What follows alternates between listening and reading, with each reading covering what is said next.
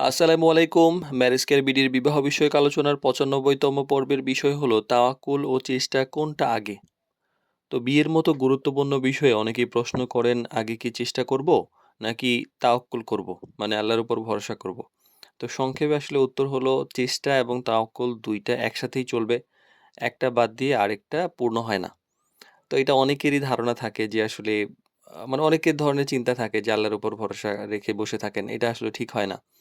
তো ইসলাম আমাদের শিখায় যে মানুষকে নিজের সাধ্য অনুযায়ী চেষ্টা করতে হবে।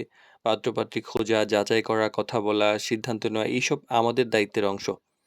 মানে কোনো চেষ্টা না করে শুধুমাত্র অপেক্ষা করা এবং আল্লাহ ভরসা বলা এটা কিন্তু তাওয়াক্কুল নয়।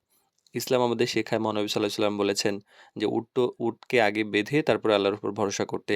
পাখির রিজিক যেমন ছড়িয়ে ছিটিয়ে আছে বের হয়ে সেটা সন্ধান করতে। এছাড়া মহানবী সাল্লাল্লাহু আলাইহি সাল্লাম যখন কোনো যুদ্ধের পরিস্থিতিতে পড়তেন তিনি আগে প্রস্তুতি নিতেন। অস্ত্র নিয়ে আ আম অস্ত্রগুলা গুছাতেন, পরিষ্কার করতেন এবং মানে যারা যোদ্ধা ছিলেন তাদেরকে সংগঠিত করতেন। তো এটা শুধুমাত্র আল্লাহর উপর তাওয়াক্কুল করে বসেছিলেন না।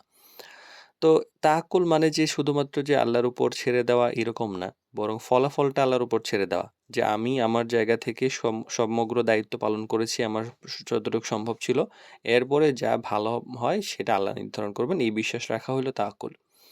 মানে শুধুমাত্র চেষ্টা কিন্তু ভরসা নেই এটাও কিন্তু অসম্পূর্ণ। অনেক হয় কি যে অনেকে চেষ্টা করেন এবং সবকিছু নিজের নিয়ন্ত্রণে রাখতে চান এবং ফল না পেলে হতাশ হয়ে যান। এটাও কিন্তু তাওয়াক্কুলের ঘাটতি।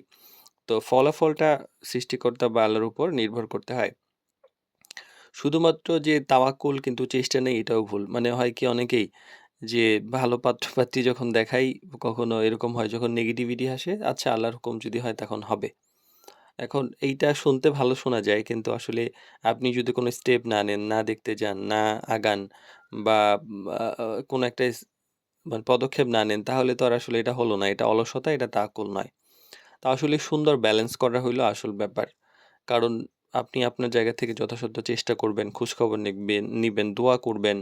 তারপর আপনার জায়গা থেকে পাত্র-পাত্রীর ব্যাপারে যতটুকু সম্ভব খোঁজ নিয়ে চেষ্টা করার পরে আপনি বলতে পারেন যে আল্লাহ ভরসা, ফলাফল আপনার উপর। আপনি যেটা ভালো হয় সেটাই আমাদেরকে দিন। তো এই ভারসাম্য থাকলে আসলে মনেও শান্তি থাকে, সিদ্ধান্ত পরিণত হয়। তো তাওয়াক্কুল ও চেষ্টা এটি আগে পরের বিষয় নয়, আসলে ২ টা একসাথে ব্যালেন্স করে চলার বিষয়। আপনি চেষ্টা করবেন আর বিশ্বাস রাখবেন আল্লাহর উপর। আল্লাহ যেটা আপনার জন্য ভালো করেছেন সেটাই যেন আপনার জন্য নির্ধারণ করেন।